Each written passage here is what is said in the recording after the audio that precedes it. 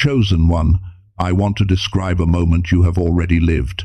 It is an ordinary afternoon. You are in the middle of something responsible, working, driving, moving through the motions of the life around you, and you are doing it well, the way you always do. And then, without any warning at all, something shifts. A photograph appears, a memory surfaces. Someone mentions the name of a city you have never visited. And something inside you responds before your rational mind can catch it. A loosening in the chest. A breath that comes easier than the ones before it. You know this feeling. You have filed it under someday. You have called it wanderlust, impracticality, a fantasy you will pursue when the timing is right, and the savings are bigger, and the responsibilities are lighter.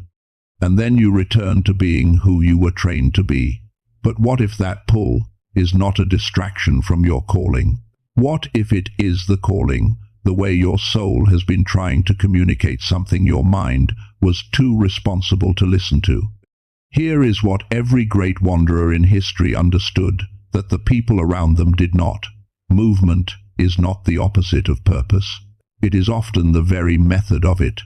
You are not restless because something is wrong with you. You are restless because something in you already knows what your mind has not yet given itself permission to say out loud. Something that does not operate by coincidence brought you to this message today. And what I want to speak over you is this: you are done with the season of staying. What you carry cannot be delivered from a fixed address. Your only job now is to travel. Before I go any further, I want to tell you what this message holds for you, because what is coming is some of the most important language you may ever be given permission to hear. By the time we reach the end, you will understand why the longing you have been silencing is not a flaw but a frequency. You will see the ancient pattern of the scent wanderer, the one shaped in one season and released into another, and you will recognize yourself in it. You will understand what the years of staying were actually building inside you, and why none of them were wasted. And you will walk away with a framework, an identity, and a permission that I believe has been waiting to reach you for a very long time. Stay through all of it. What is at the end of this message belongs to you. Now, let me take you somewhere first. It is late evening. The house is quiet. Everyone else has settled into the familiar rhythms of the night, and you are alone with a small blue light, a screen, and without quite planning to. You find yourself scrolling through photographs of places you have never been. A street somewhere in Europe, cobblestones worn smooth by 100 years of passing feet.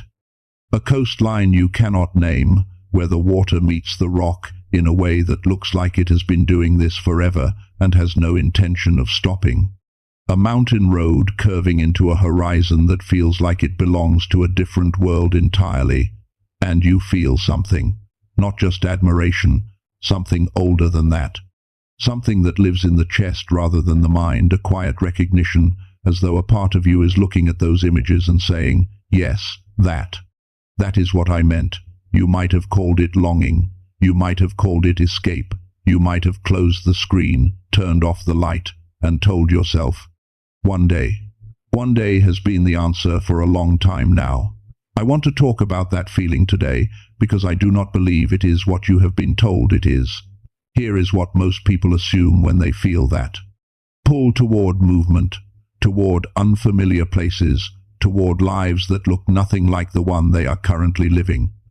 They assume it is immaturity, or irresponsibility, or the romantic fantasy of someone who has not yet accepted how the real world works. They say, you need to be more grounded, more practical, more grateful for what you have, and so you suppressed it. You got good at suppression, actually. You learned how to feel the pull, and immediately follow it, with a list of reasons why this is not the time. The financial situation, the people who depend on you, the practical impossibility of a life that looks like movement rather than settlement. You ran the numbers. You made the case against your own longing. And every time, the longing lost. But here is what suppression actually felt like in the body, because I think you know this: the chest tightening when someone else talks about a trip they took. The small contraction that happens when you see a friend living a life of movement and you smile and say something like that sounds amazing, and you mean it. But there is something else underneath the admiration that you do not say out loud. A weight. A quiet, embarrassing ache that you have never quite found the right words for. That weight is not guilt.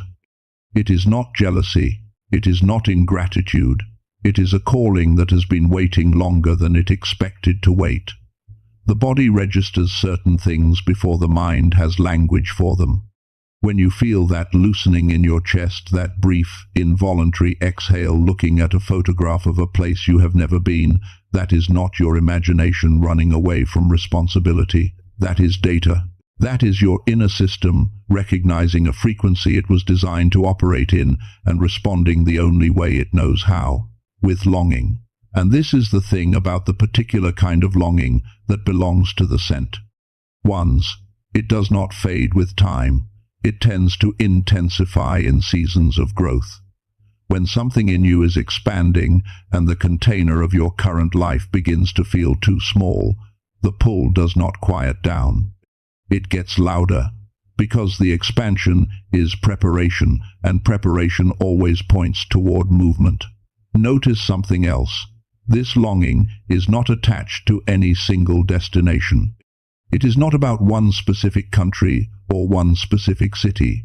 You could satisfy it temporarily with a trip and then return home and find it waiting for you again, unchanged, patient, persistent. Because the destination was never really the point. The point is the movement itself, and I need you to sit with that distinction because it changes everything. This is not about a vacation. This is not about tourism. This is about something far older and far more purposeful than leisure. This is about a particular kind of person who carries a particular kind of thing and who cannot fully deliver what they carry from a single fixed address. Think of it this way. When a navigation system is given a destination, something happens immediately before the car has moved a single inch, before any road has been chosen, before any turn has been made. The system activates. The coordinates go live. The route begins to form in the background, working through possibilities, calculating the path that leads from where you are to where you are going. The longing you have been carrying, the pull toward open roads, toward unfamiliar skies, toward the places that call you by name before you have ever visited them, that is the system activating. The destination has been entered, not by you, by something greater than you. And what the longing is telling you, every time it surfaces, every time it refuses to be permanently silenced, is simply this: the coordinates are live, the route is forming. The question is not whether you are being called to move. The question is what you were created to carry. Stay with me, because that answer is coming. Let me show you something that I think will change the way you see yourself. Every tradition that has ever shaped civilization has carried the same figure inside it. You find this person in the ancient stories, in the sacred texts, in the wisdom that was passed from fire to fire before any of it was ever written down. The wanderer, not the tourist, not the person running from something they could not face, not the one who moves because staying became impossible, the sent one. There is a difference, and it matters more than almost anything else I will say today. The lost wanderer moves away from. The sent wanderer moves toward. One is driven by fear, and the other is drawn by calling. And if you have felt what I described, the persistent, unexplained pull toward a life of movement that will not release you, no matter how responsible you try to be, then you are not the lost kind, you are the sent kind. Consider Moses. He spent 40 years in the wilderness, not as punishment, not as accident, but as formation. The burning bush did not find Moses in a palace or a comfortable city or a settled, ordinary life. It found him in the middle of movement, in the middle of terrain that had no easy answers. The wilderness was not his obstacle. The wilderness was his preparation. The longer the formation, the larger the assignment. What Moses was built to carry required every single one of those wilderness years to become strong enough to hold. Consider Ruth. She left everything she had ever known, her country, her culture, her people, the language she thought in, the food she grew up eating, the landscape that had always been home. She moved toward a life that had no guarantees attached to it. She did not move because she knew what was waiting. She moved because the alignment between who she was and where she was being called demanded it. And what was on the other side of that movement was not just survival. It was a story that has been told for thousands of years, of a woman whose faithfulness in movement became the foundation of something far greater than she could have imagined from a fixed address. The universe does not send what you carry to a fixed address. What you carry, the particular quality of perception, of presence, of light that belongs to you alone. It needs movement to be delivered. It needs arrival in spaces it has never touched. It needs you to show up in places you did not plan, carrying everything the formation seasons built inside you, and simply be there. You are a light bearer. The one who carries illumination into spaces that have been waiting without quite knowing what they were waiting for. You walk into a conversation, a city, a life you could not have planned, and something shifts. Not because you performed anything, because you arrived. You are a bridge, the one who belongs to more than one world, and can therefore connect them. People who have been living their entire lives separated by distances they could not cross. They need someone who has crossed it.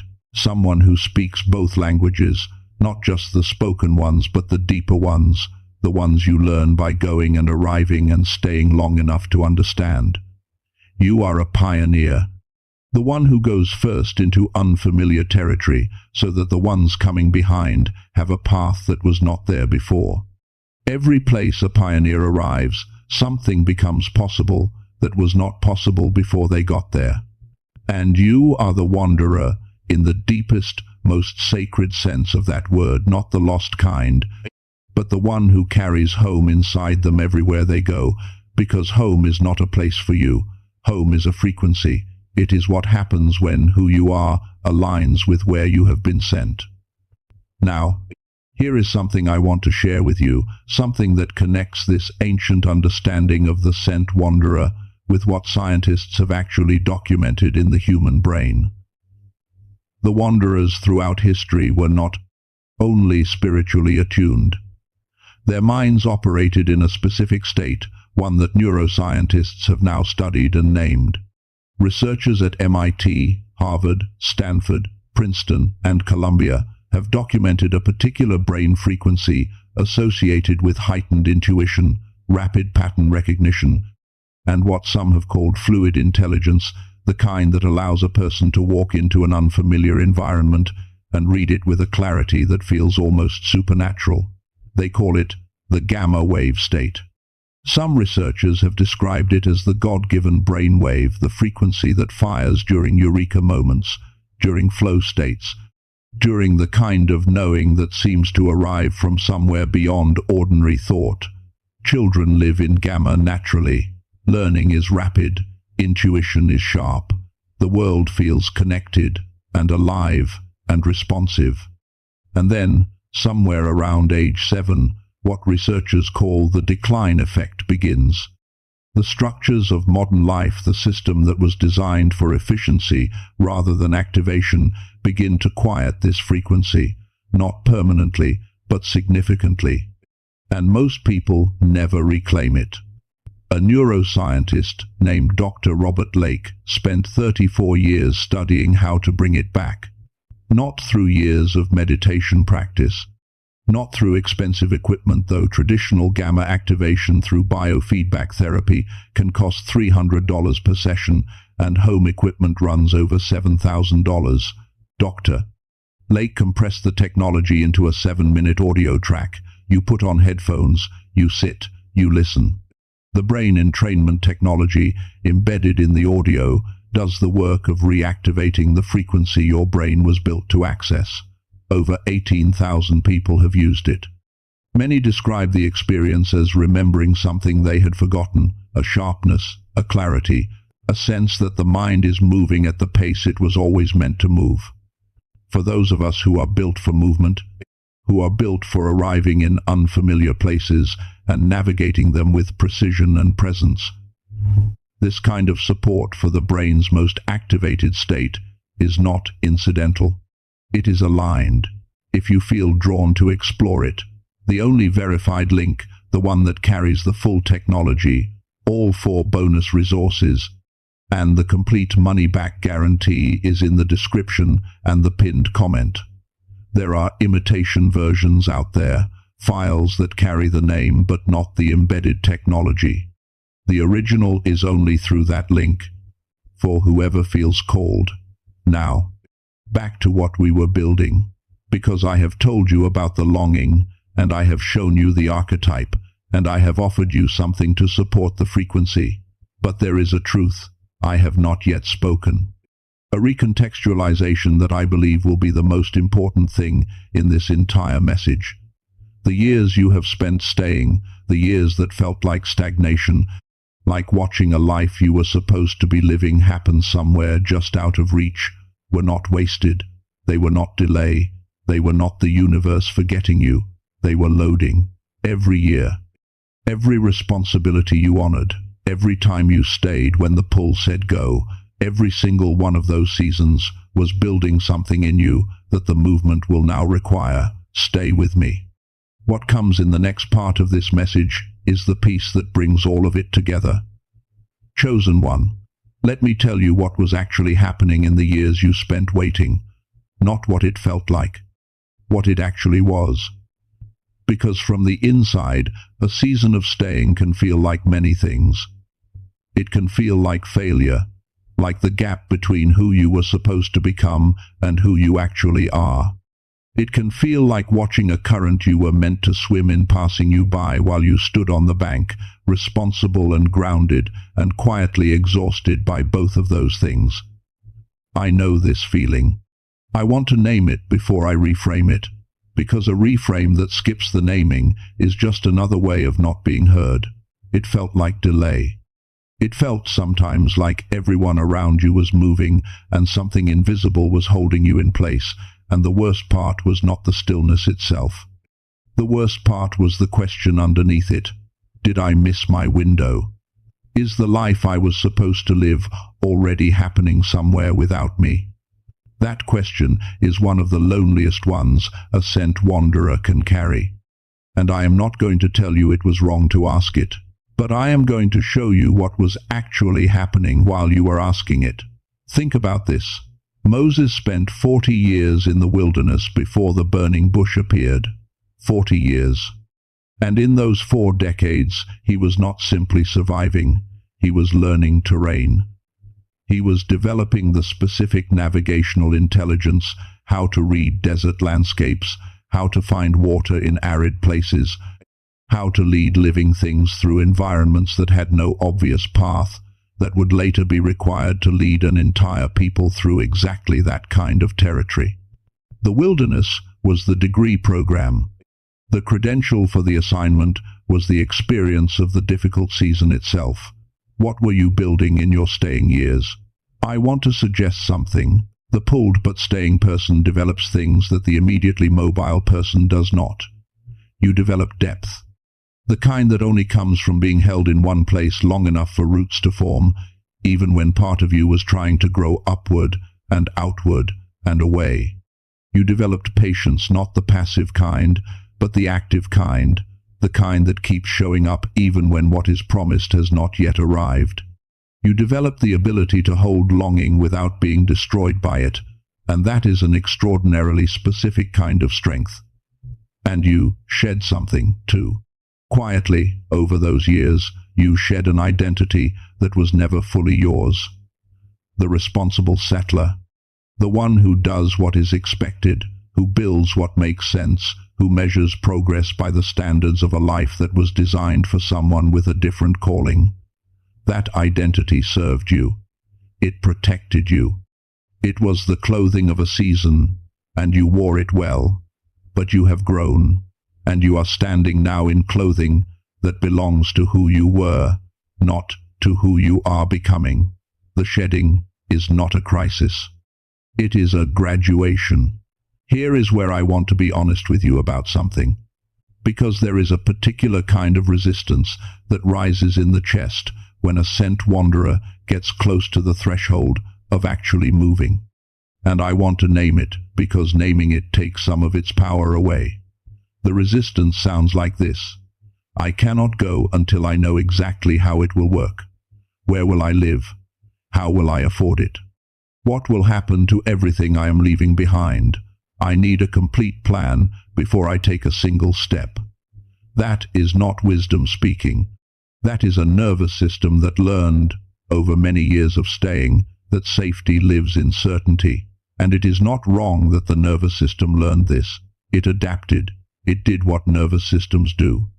But the rule it learned, certainty before movement, does not apply to the scent wanderer's life.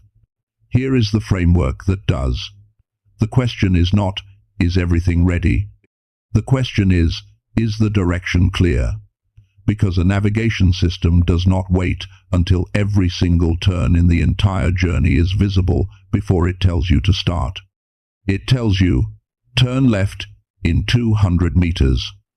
The next instruction comes when you have completed the one before it.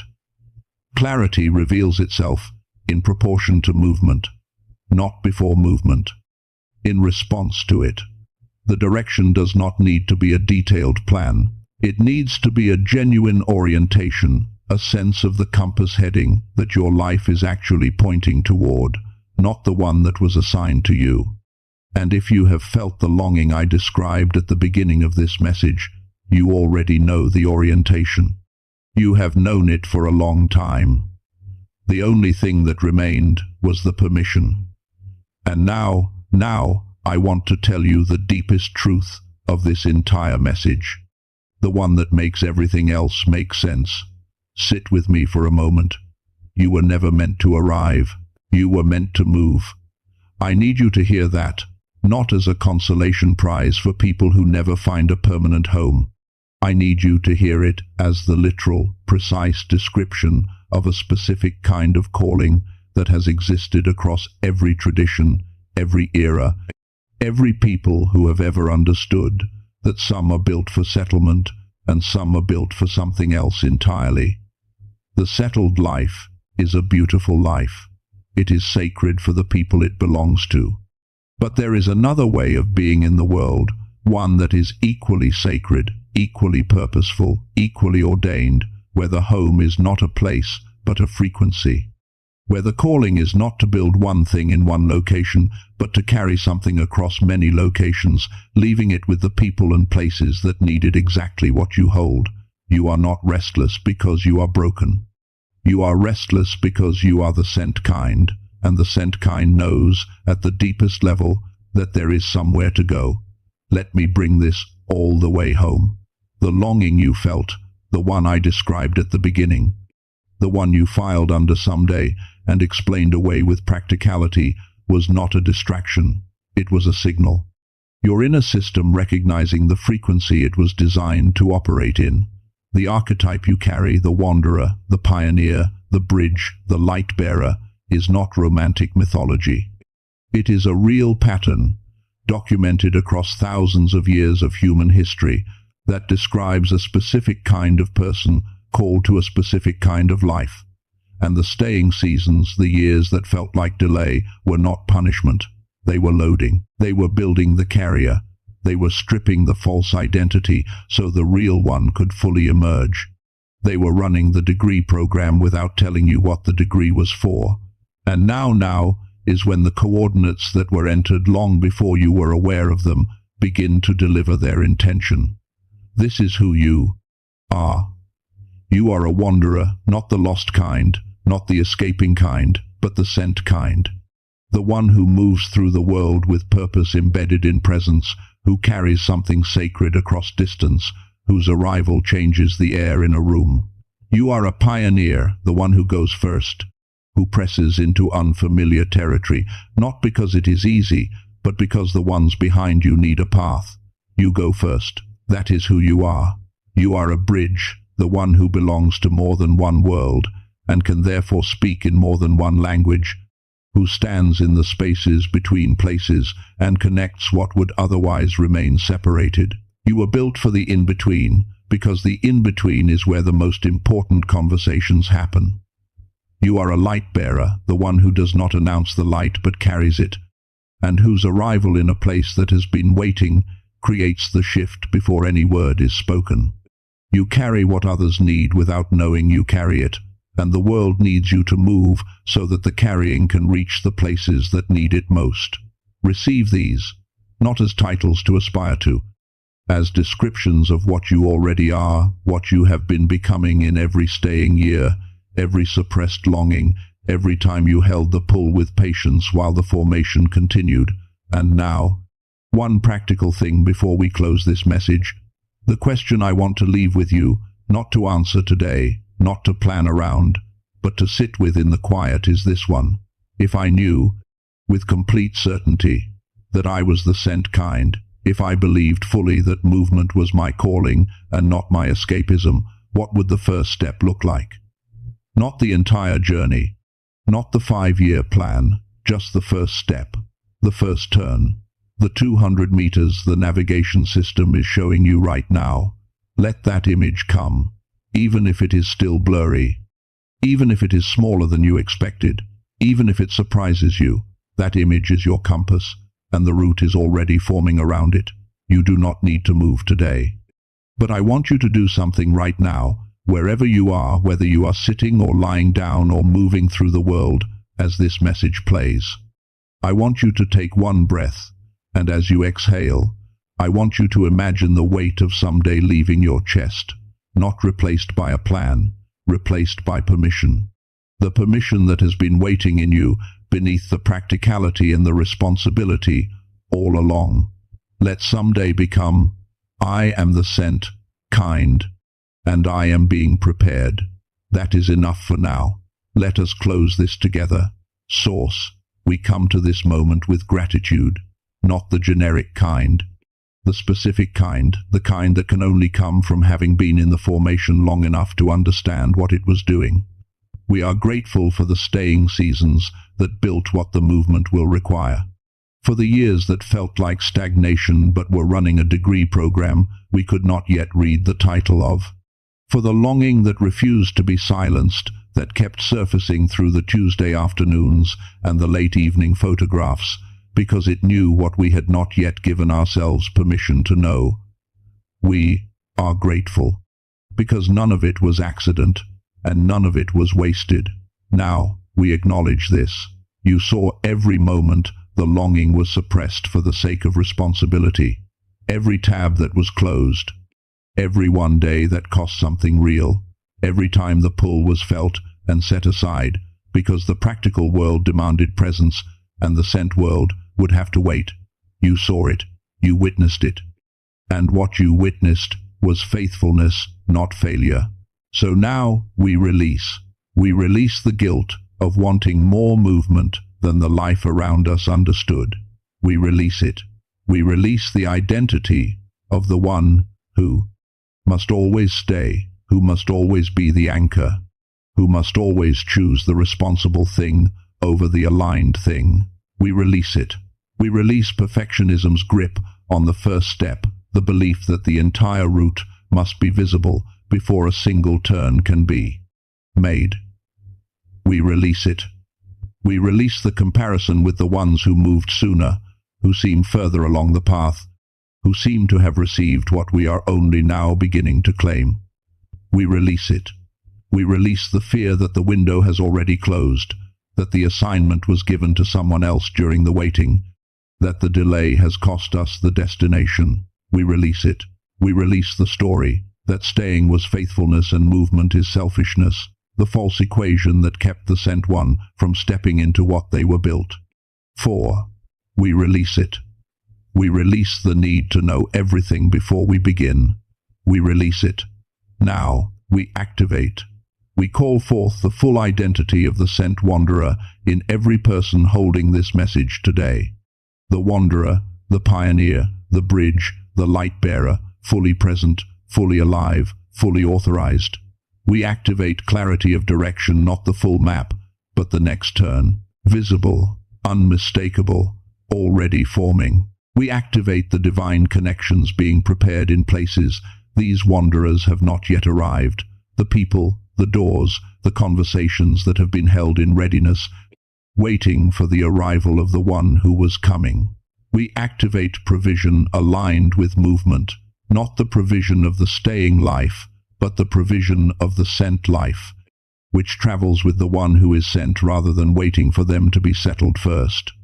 We activate courage, not the absence of fear, but the willingness to move in the presence of it, because the direction is clearer than the fear is loud.